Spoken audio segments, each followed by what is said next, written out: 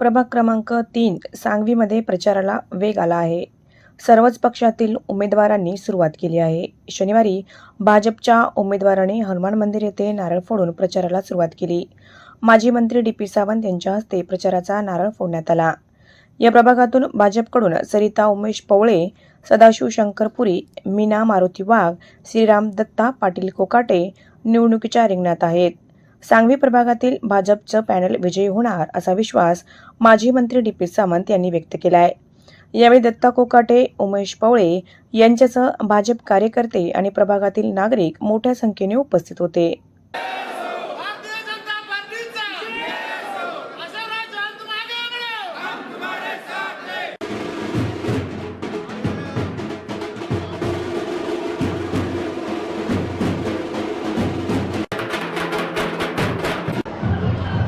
आज नांदेड वाघाळा महानगरपालिकेच्या निवडणुकीच्या दृष्टिकोनातून नवीन वर्षाच्या निमित्ताने आज 2026ला महानगरपालिका इलेक्शनचा बिगुल वाजलेला आहे आणि आज आम्ही प्रभाग क्रमांक 3 येथे प्रचाराचा शुभारंभ केलेला आहे. नारळ फोडून नांदेडमध्ये अशोकरावजी चव्हाण साहेबांच्या नेतृत्वाखाली महाराष्ट्राचे मुख्यमंत्री देवाभाऊ फडणवीस आणि नरेंद्र मोदीजी पंतप्रधान यांच्याकडे बघून नांदेडतील जनता भाजपचा झेंडा महानगरपालिकेवर रोवल्याशिवाय राहणार नाही याची आम्हाला खात्री आहे.